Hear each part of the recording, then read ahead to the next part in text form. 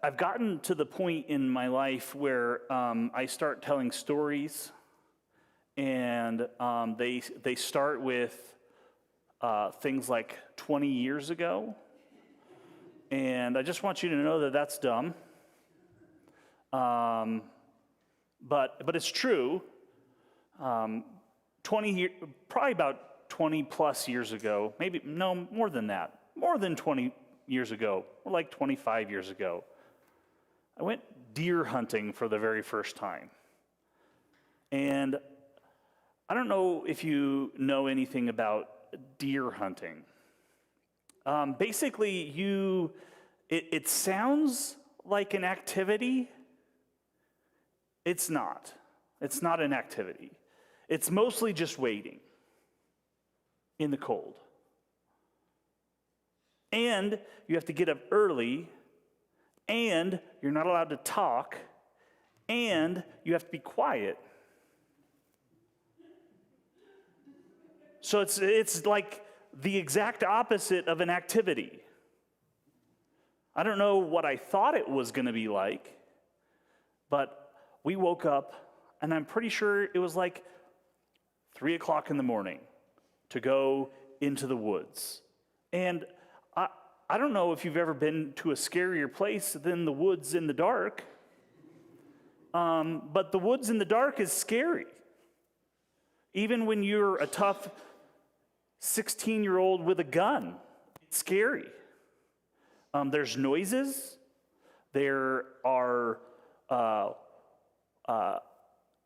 more noises that are not easily identifiable.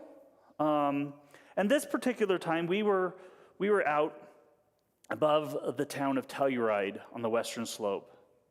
And we got up, we left the cabin that we were staying at. We left the cabin, like I said, around 3 o'clock in the morning, and we hiked and hiked, hiked and hiked and hiked in the dark. I don't know where we were. I don't know if we were still in Colorado. I assume we were, because that's where the hunting tag that I had is Colorado. But we hiked what felt like for 3 days, and then we just sat down in the middle of the woods in the dark and waited. And they don't lie when they say that it's the darkest before the dawn. That's true. Like, there's a point where it feels like you can see stuff, and then you can't see anything. But that's not the most perplexing part of it. The most perplexing part of it is that you're freezing. It is cold. And I don't know whose idea it was to decide that we were going to go hunting in the last season of the year, but it was very, very, very cold. We were up above 10,000 feet, sitting in the dark, waiting and listening. My brother came with me along with a friend from church. And this is like manly bonding, Like we're doing this. And the whole time we're out in the woods, like I'm sitting here trying my hardest to not let my teeth chatter. Because if I do, the guy that we went with is going to yell at me because I'm supposed to be quiet. And one of the things that they don't tell you, they say it's darkest before the dawn. It's actually coldest before the dawn. And I don't know if you've ever noticed that. When you're sitting in the woods with nothing to keep you warm, you don't have a thermos full of soup, you don't have hot breakfast, you don't have anything. I have to tell you, the thing that I was hoping for more than anything was not a deer, it was a forest fire.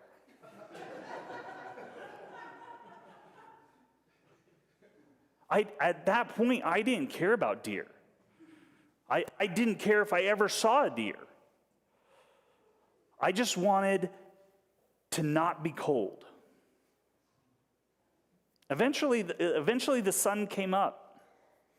And it's amazing in Colorado how it can be like cold, and then the sun comes out from behind the clouds, or the sun comes out from behind a mountain, and all of a sudden you just feel it. You feel the warmth on your back. You feel the warmth on your face. And everything changes. Your attitude changes. My attitude changed that morning. We didn't see a single deer the entire day. Not one. We didn't. I'm not sure that deer live in that part of Colorado. But something about the sun coming out changed everything. I think for a lot of us, we start in on this season of Advent. Like there's like two basic schools of thought, right? There's the people who want to set up the Christmas tree on July 5th. See, I say that's ridiculous. I think that's ridiculous, but there's always somebody. And then there's the other guy. I saw this TikTok go around quite a bit, and it's a guy saying, "Hey, this is my. I have this rock here, and what I do with it is I throw it at anybody who sings Christmas carols or Christmas songs or plays Christmas music before Thanksgiving. I call it my Jingle Bell Rock." So there's two different opinions. I guess I fall somewhere in the middle. I am okay. My birthday is in December. It's 2 days before Christmas. If I could really pick, we would celebrate my birthday and then Christmas, but nobody is game for that. So for me, I like to set up stuff and do things after Thanksgiving. We set up the decorations and all of that. But it's an interesting season, isn't it? Like the noise of the season, the chaos of the season, like the shopping of the season. Melody and I were out running some errands yesterday, and like the anxiety of going into Target on a Saturday before Christmas. I wasn't okay with it. Melody wasn't okay with it. And then we had to go to the post office. We didn't go to the post office. We went to a store that resells post office services for more money because there was nobody in there. The package we were sending would have costed probably about $17 to ship. It cost us $37 to ship, and I'm 100% okay with that. Why? Because it wasn't the post office before Christmas. The chaos of it. But also there seems to be a heaviness that comes with every holiday season. I don't know if you've ever noticed that. We build it up, we hype it up for that it's going to be this amazing thing. We have Christmas decorations and Christmas lights and all of those things, and we look forward to this ideal situation that is supposed to be that season. And a lot of times it doesn't really match up to that. Maybe for you, holiday seasons are difficult because you've lost people. In 1991, my grandfather passed away on December 29th. There's always been a little bit of a funk that's around that. And growing up poor, broke, that doesn't, it's a weird tension that you find yourself in with Christmas. You want to do cool things for Christmas for your kids, and some years you're able to, and some years you're not. I found out Monday of this week that one of my closest friends, many of you see the ring I wear, one of my closest friends, the mentor, spiritual father in my life, passed away. And it's hard. But the last time I saw him, he didn't even remember me. He remembered a guy that was named Sam, but he didn't remember me. And that was in December of 2019.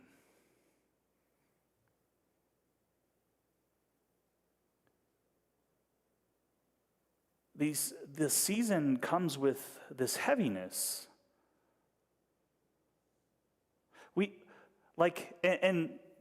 And I think part of that is natural. I mean, we're in the middle of winter. I don't know if you noticed this, but it keeps getting to be midnight at 6 o'clock every night. Have you noticed that? Like, I'm ready to go to bed, and I look at my watch. I'm like, it is 6:30.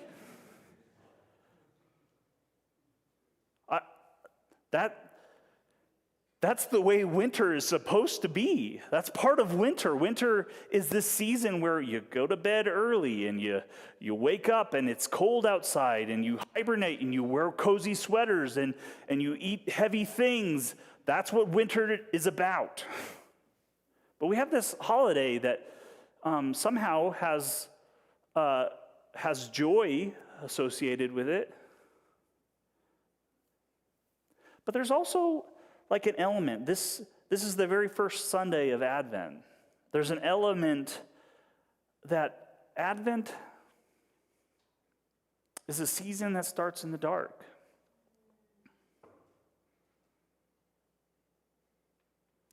I think we have the luxury of having the whole story in front of us. We know what this next season is supposed to be. But there was a point in history where they didn't know about the manger. They didn't know about the wise men. They didn't know about the shepherds. They didn't know about Mary. They didn't know about how all of it was going to work out. Which, ironically, in a lot of ways, we live also in a period in between one point in history and another point in history where we don't know exactly how all things are going to work out. And that, I don't know if you've watched the news, but there's crazy stuff going on all the time. Every time you turn it on. That's why I don't.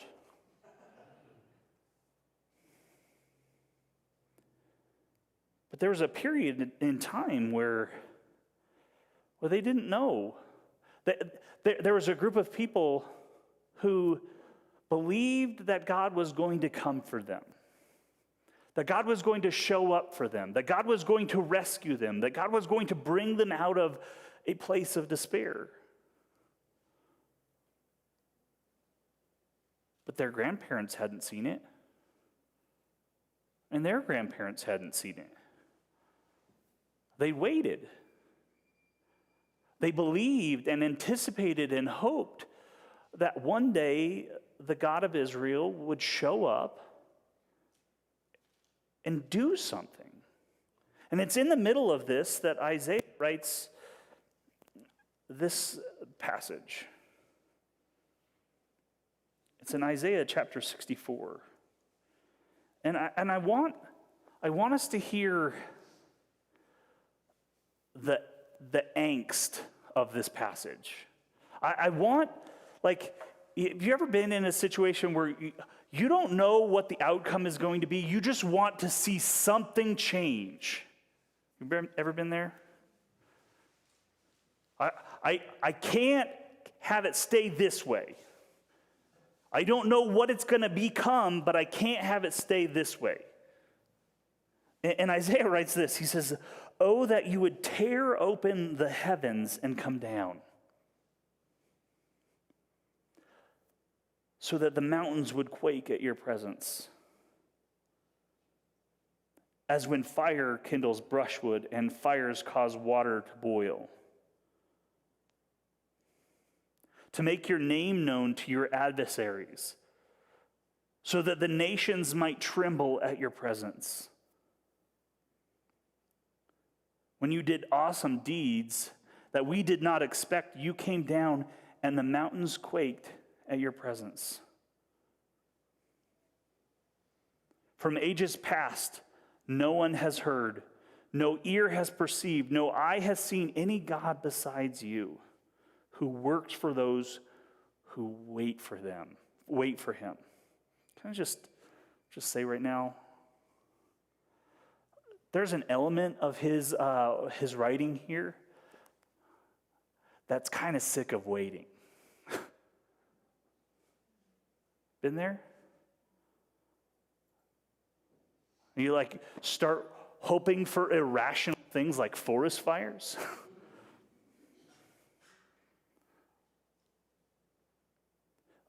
The words of the opening of this chapter have captured my attention all week. Oh, that you would tear open the heavens and come down. God, I need something to happen. I need something to happen. I need to know that you're still in this.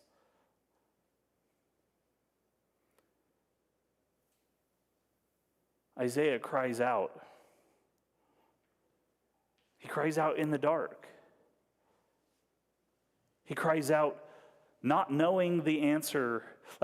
Some of the most vivid imagery that we have about the Messiah, about Jesus, come from Isaiah. And Isaiah had no idea how those things would be fulfilled.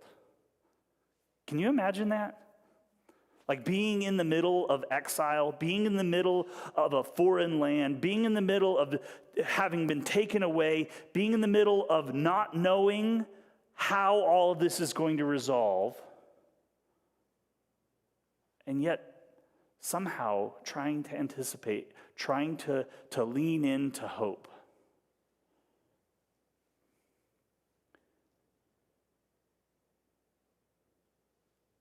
He says, when you did awesome deeds that we did not expect. He remembers the past where God showed up. He remembers the time in the past where God showed up after waiting. And there's tension.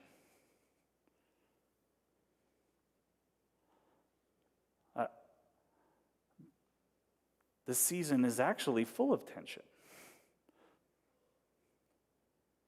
How is God going to act?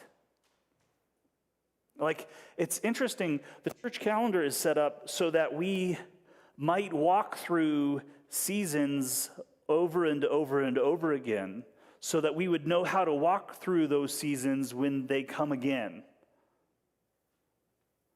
But we don't like that. I just finished a book, and the book was talking about suffering,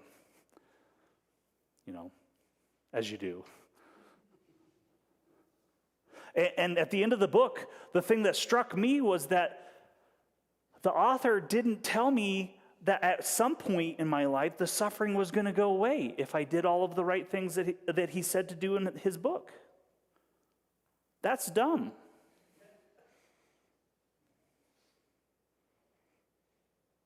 He actually didn't also say that at some point you're going to outgrow the hard things.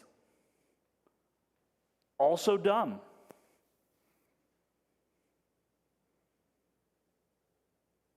Go on to that next slide. Isaiah says, you meet those who gladly do right, and those who remember you in your ways. But you were angry, and we sinned because you hid yourself. We transgressed. I don't know if that's blame shifting or... We have all become like those of like one who is unclean, and all our righteous deeds are like filthy cloth. We all fade like a leaf, and our iniquities like the wind take us away. That actually sounds like the news. Isaiah says, there is no one who calls on your name or attempts to take hold of you. For you have hidden your face from us, and you have delivered us into the hand of our iniquity.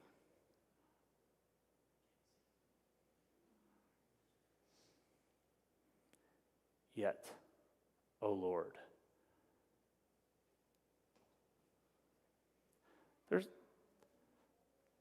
the hope is always in the yet, isn't it?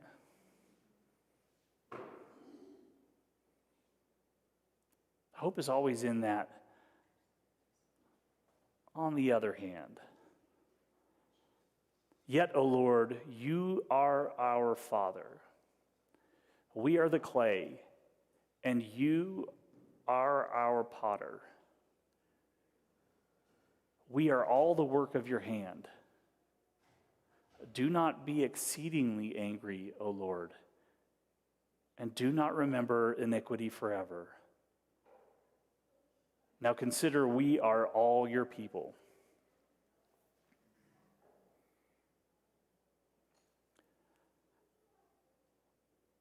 And then Isaiah waited for close to 300 years.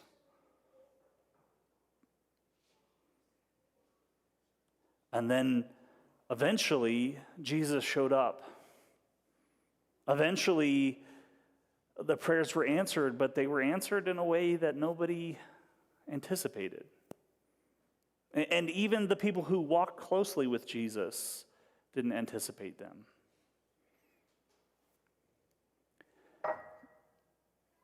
There's a quote I'd like to read.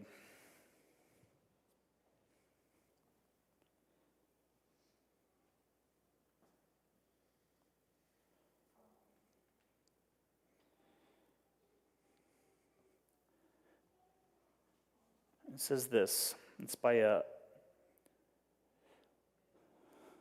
pastor named Fleming Rutledge. And she says, Advent hope begins in the dark, precisely where human potential ends.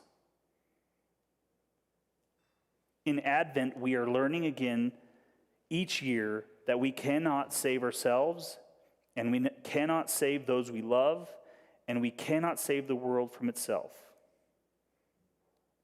But we can wait for God to do what only God can do. We're like prisoners in a prison waiting for the door to be opened from the outside. Jesus' disciples didn't always understand him.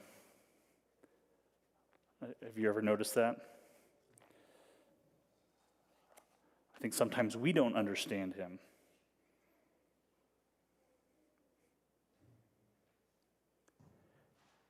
Jesus' disciples towards the end of his ministry are gathered.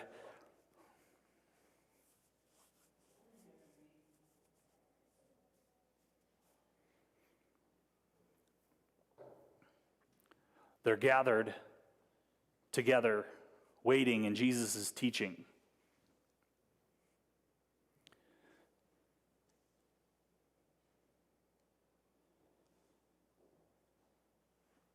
And it's interesting how, this is in Mark chapter 13, it's interesting how sometimes, if you've ever been in relationship with another human, anybody done that?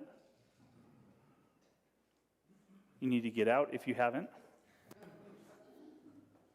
It's interesting how a lot of times when you say something, what you mean is not what is heard. Have you ever noticed that? I think this has gotten even worse in the age of text messages and social media. We say things and those things are completely misunderstood.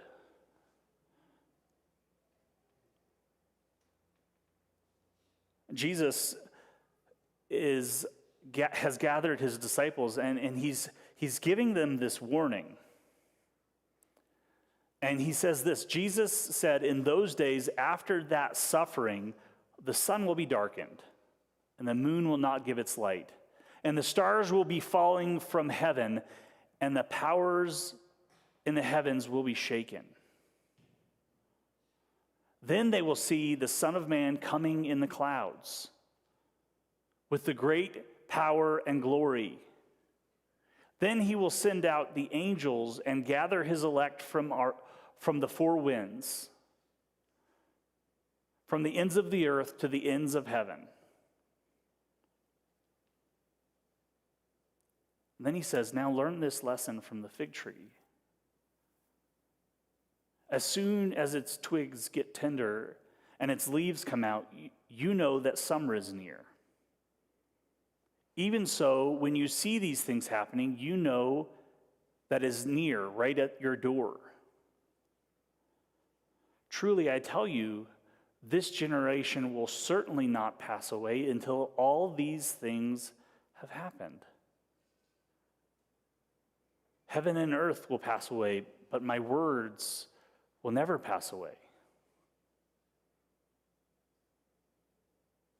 But about that day or hour, no one knows, not even the angels in heaven, nor the Son, but only the Father. Be on guard. Be alert. You do not know when that time will come.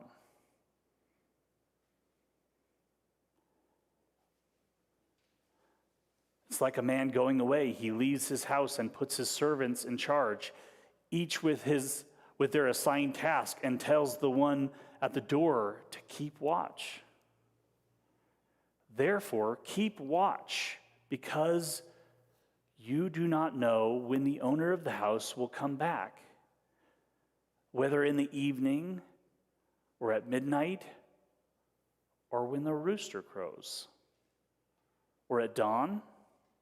If he comes suddenly, do not let him find you sleeping.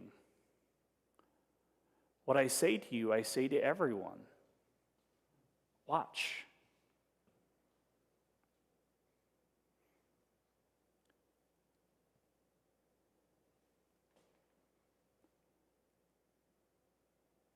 I think what the disciples hear and what we often hear when we read passages like this is about something far off in the future.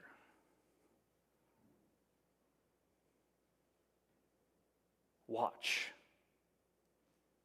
Keep wait. But there is an urgency to what Jesus is saying in this passage that his disciples don't really get. And that urgency has to do with the way that they're always trying to anticipate how Jesus is going to be the king we want him to be. How he's going to show up and overthrow powers and principalities. But he doesn't do it. Just a chapter after this in the book of Mark, Jesus is in the Garden of Gethsemane. And he tells his disciples, will you watch and pray with me?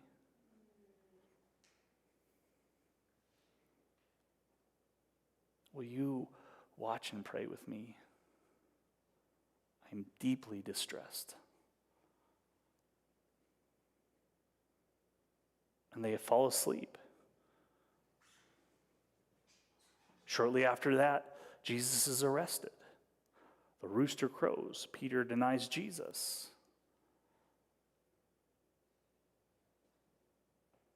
And that's how the kingdom is born. That is how Jesus wins.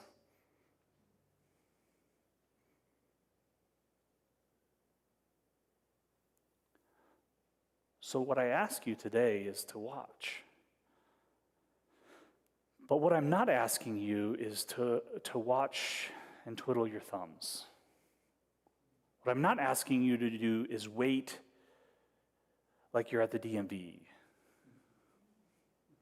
What I'm asking you to do is watch like a doorman, anticipating with hope, freaked out hope, watchful hope,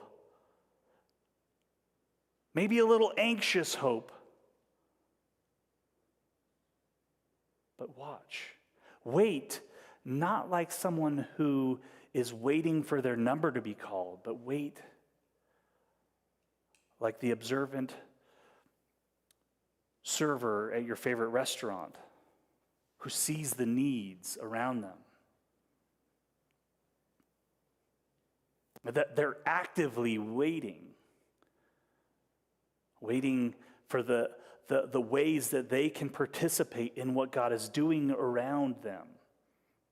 Maybe that's not what your waiter at the restaurant is doing. But you know the difference between a watchful server at a restaurant and one who is not watchful.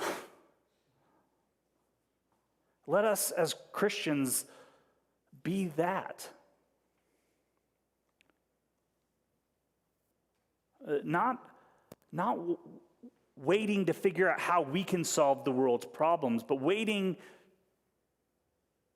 to serve the world around us as Jesus comes to do what only Jesus can do.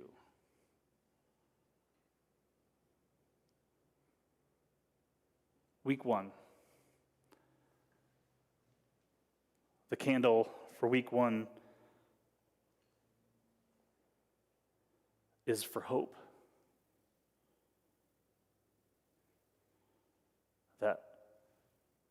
That scary 4-letter word.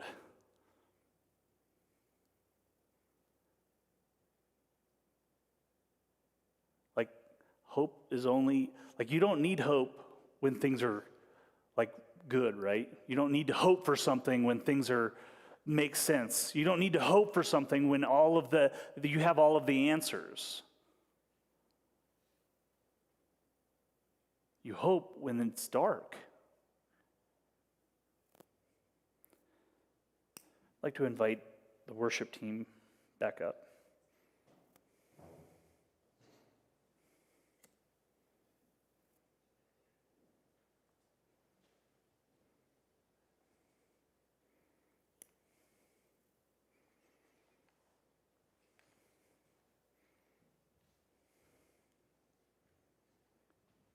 This week, as we take another step towards Christmas,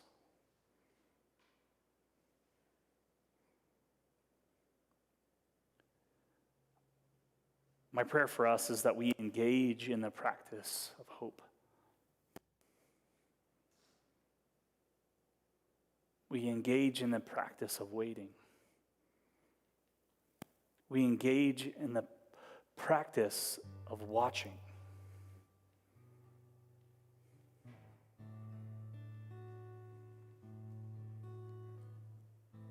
Oh, that you would tear open the heavens and come down.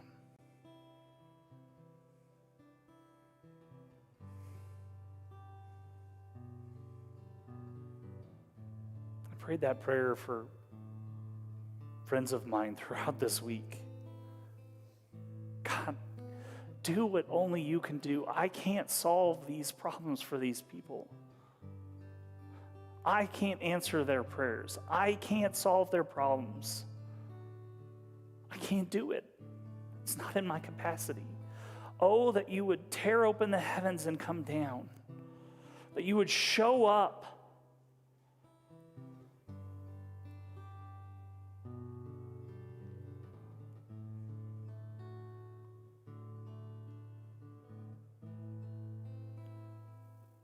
Pray that with me.